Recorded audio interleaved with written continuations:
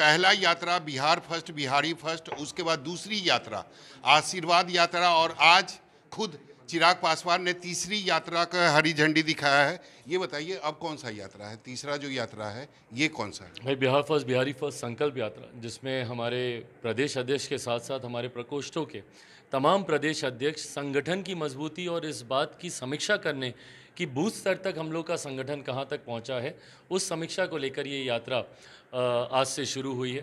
25 नवंबर तक ये यात्रा चलेगी। 28 नवंबर को पटना के गांधी मैदान में हम लोग एक बड़ी बिहार फर्स्ट बिहारी फर्स्ट संकल्प रैली हम लोग आयोजित करने जा रहे हैं।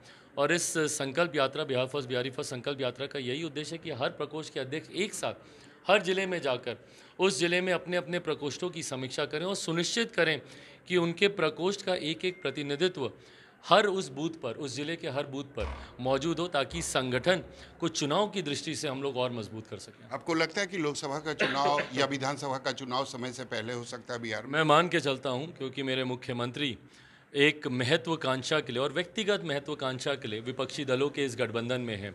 उनकी महत्वाकांक्षा है कि वो एक अहम जिम्मेदारी विपक्षी दलों के इस गठबंधन में निभाएं, इस गठबंधन का वो नेतृत्व करें। इसी सोच के साथ वो इस गठबंधन में गए हैं। पर कोई भी गठबंधन मेरे मुख्यमंत्री पर आज की तारीख में विश्वास नहीं करता।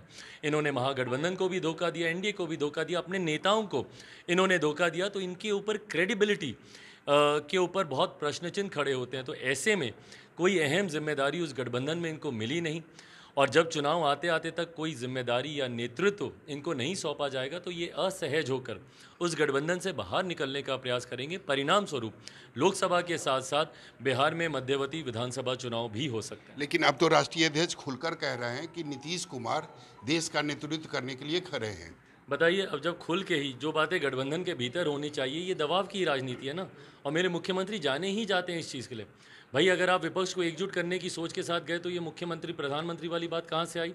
और जो बिहार में सीएम मटेरियल नहीं बन पाए वो देश के पीएम मटेरियल बनने की वो बात करेंगे। जिनको बिहार की जनता ने नकार दिया हो, आधे से ज़्यादा जिनके प्रत्याशी चुनाव हार गए हों, जो तीसरे नंबर की पार्टी हमारे प्रदेश में बन गए, उनको देश की जनता स्वीकार करेगी? ऐसा होगा नहीं। और किस वजह से स्वीकार करेगी? आपकी एंटी सनातन की सोच को लेकर स्वीकार करेगी, या सिर्फ हमारे प्रधानमंत्री के विरोध की सोच को लेकर आपसे सहमति रखते हुए आपको स्वीकार करेगी?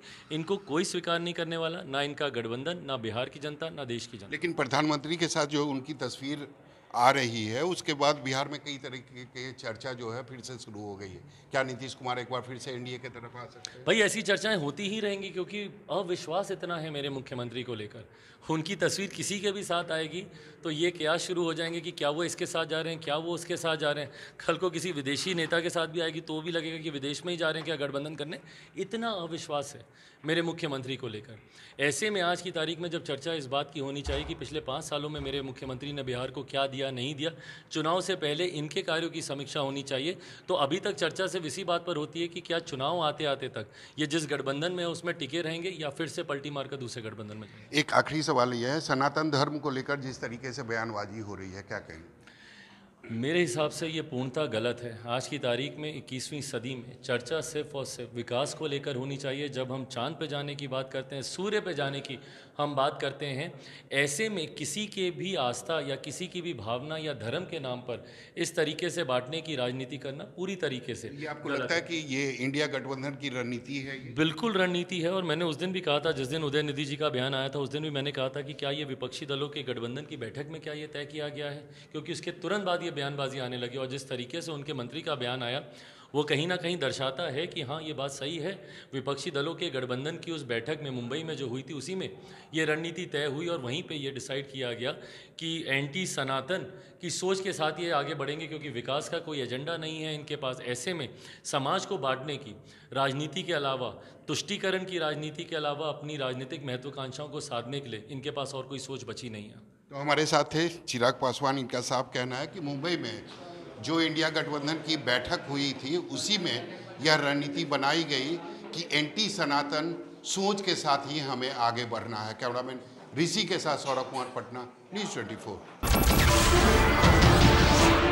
नमस्कार, मैं हूं मानक गुप्ता। अगर आपको हमारा ये वीडियो पसंद आया हो तो इसे लाइक और शेयर जरूर करें, और हाँ, हमें सब्सक्राइब और फॉलो करना ना भूलें ताकि आप देश और दुनिया की कोई खबर मिस ना करें। तो जुड़े रहिए हमारे साथ और देखते रहिए न्यूज़ 24।